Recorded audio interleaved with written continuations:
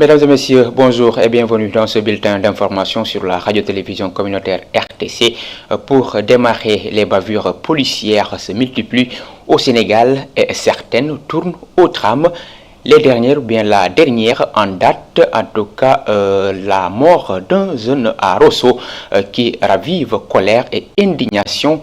Une situation qui, en tout cas, suscite inquiétude et incompréhension au sein de la population. Des voix s'élèvent pour réclamer justice et appeler à une réforme en profondeur des pratiques des forces de défense et de sécurité. Modou Diouf.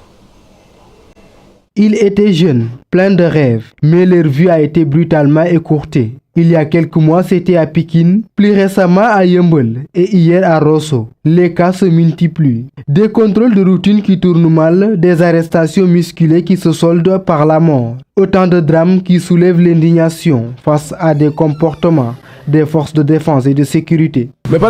C'est inacceptable le comportement de certains membres des forces de l'ordre. Ils traitent les citoyens comme des animaux, ce qui ne devrait pas être le cas.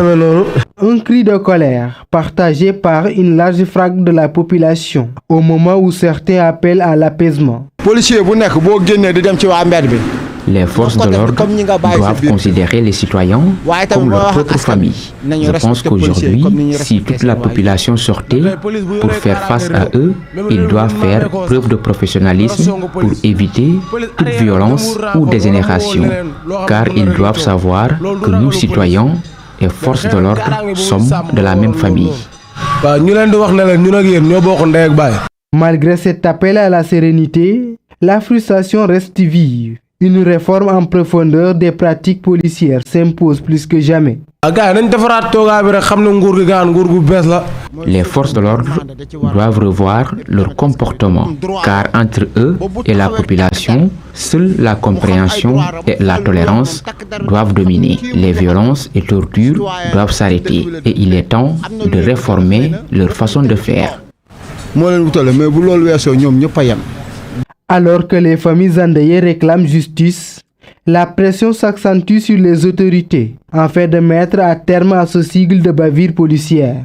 En attendant une réduction réelle de la fracture entre citoyens et forces de sécurité, la sérénité doit primer pour préserver la paix sociale.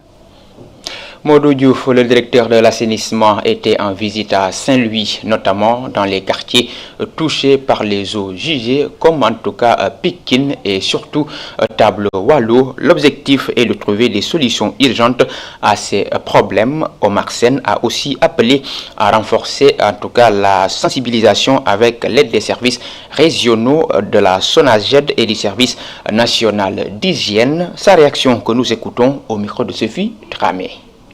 Ce que nous avons constaté quand même, c'est des difficultés par rapport à l'évacuation des eaux. Et ici à Table Wallo, ce que nous avons vu quand même, c'est une situation qui mérite d'être prise en charge de manière urgente. Il est vrai qu'ailleurs les opérations de curage ont démarré, mais ici quand même, cette situation perdure depuis un moment. Elle est liée, d'après les techniciens que nous avons trouvés sur place, à un problème de dimensionnement des ouvrages qui sont là, qui initialement étaient des ouvrages destinés à gérer les eaux pluviales, dans le cadre d'un projet que la commune avait initié en rapport avec un de ses partenaires. Aujourd'hui, c'est vrai, ce problème technique existe, mais il y a à côté un problème de comportement des communautés, avec les branchements clandestins, mais aussi avec le déversement des ordures ménagères dans le réseau, qui font qu'aujourd'hui l'eau a du mal à pouvoir être drainée convenablement pour aller vers, disons, le bassin.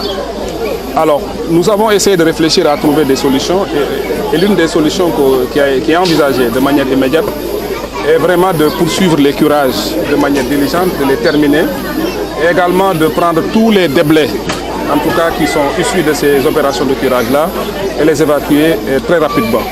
L'autre aspect également, c'est de voir avec la SONAGED la possibilité de renforcer le dispositif de collecte, notamment en multipliant les bassins, les bacs à ordures dans les zones, disons, critiques.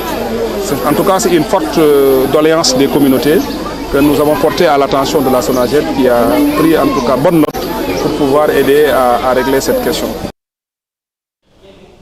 Et puis dans la même lancée, les jeunes du quartier Sarah Nimzat à Kaolack se sont mobilisés pour assainir leur environnement.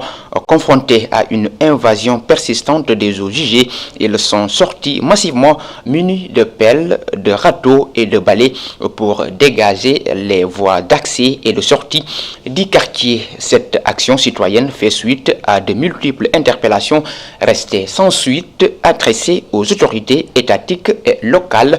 Le président du mouvement, Moustapha Diop, s'est exprimé au micro de Tening Thiari. Cette initiative ne date pas d'aujourd'hui, seulement ça vient d'être formalisé juste. Donc c'est un mouvement d'investissement humain et citoyen. Donc ce mouvement est un mouvement de développement et de social qui n'a aucune coloration politique. Donc qui regroupe les différents quartiers qui sont là uniquement pour trouver des solutions, n'est-ce pas, sur les problèmes récurrents qui nous arrivent à chaque fois que l'hivernage arrive. Ça vient à son heure. Juste que c'est pour faire un appel aussi aux autorités et certaines autres bonnes volontés qui ont plus de moyens pour nous, comme nous, différents de nous. Mais cette association vit de cotisations et n'est-ce pas de dons que les personnes de bonne volonté sont en train de nous donner et qu'on collecte, qu'on prenne des sacs, n'est-ce pas, pour les poser et créer des traversées pour nos femmes, nos mamans, pendant l'hivernage qui ont des difficultés, n'est-ce pas, pour traverser. Oui, canaliser, vous savez, ça c'est les gros moyens. C'est pourquoi je dis qu'aujourd'hui, ça c'est un travail étatique. Mais nous faisons des amorces pour leur dire que nous ne croisons pas les bras pour les attendre, mais nous sommes dans l'extrême besoin. Moi qui vous parle, je suis né dans ce quartier il y a plus de 50 ans et que nous vivons chaque année, n'est-ce pas, ces mêmes problèmes. Maintenant, c'est un problème que, comme je te dis, que l'État peut régler. Mais un quartier ne peut pas le régler, même la commune ne peut pas le régler. Donc nous lançons un appel solennel aux autorités, n'est-ce pas, étatiques qui sont là pour vraiment éradiquer ce fléau-là dans les différents quartiers, que ce soit Nimzat, Sarah, Diamaguène. Une bonne nouvelle pour les habitants de Diourbel, plus particulièrement les commerçants du marché central qui peuvent pousser un ouf de soulagement. La mairie leur a offert un nouveau camion hydrocureur pour améliorer l'assainissement. Le maire a aussi remplacé les grilles avaloirs pour renforcer le système de drainage. Babacar Sall. Les habitants de la commune de Diourbel en général et les commerçants du marché central en particulier peuvent pousser un ouf de soulagement. Un camion hydrocureur tout neuf leur a été octroyé par le maire Malik Fall. Il a également réparé la grille avaloir qui permettait l'entrée du sable.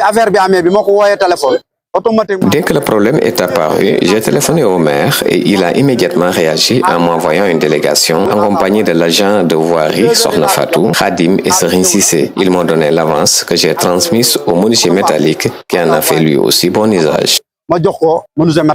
Khadim Fall, en tant que représentant du délégué du marché empêché, a longuement évoqué ces deux réalisations tant attendues au niveau du marché. Nous les commerçants, à tout le moment, nous avons des problèmes d'inondation. Actuellement, à l'heure que nous sommes, bon, on est un peu satisfait. On ne peut pas avoir des regrets par rapport à les années précédentes. On a un camion hydrocureur qui a une grande puissance. Chaque année, on louait les hydrocureurs à 250 300 000 francs par journée. Et quand les camions viennent, ils ne font rien du tout. Le maire encourage les habitants à faire preuve de civisme pour améliorer l'entretien des canaux et éviter les blocages. Je tiens à rappeler à la population que ce n'est pas encourageant de voir les gens déverser leurs déchets dans les canaux après chaque curage. Cela rend le travail difficile. Il est demandé aux gens d'éviter ce genre de pratique. Habituellement, pendant l'hivernage, les commerçants étaient sans emploi pendant 2 à 3 mois. Les mesures prises très tôt par la maire avant le début de l'hivernage ont permis l'espoir cette année. Babacar Sall, dans le bassin arachidier, la production de semences connaît un nouvel élan. L'ISRA a mené une mission de suivi et de communication dans le cadre du programme semencier afin de faire le point sur la situation.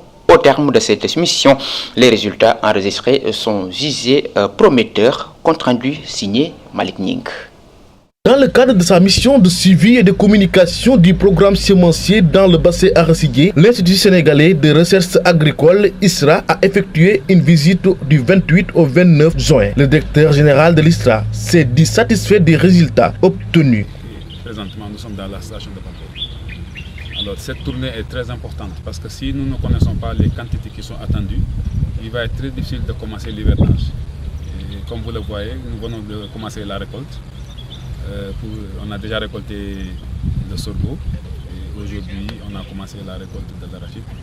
En tout cas, il est attendu dans le bassin arachidier une production à peu près de 30 tonnes de pré-base. Et sur ces 30 tonnes, l'arachide va occuper à peu près 16 tonnes. Pour le maïs, c'est 2 tonnes 500 et pour le mil, nous sommes à 7 tonnes.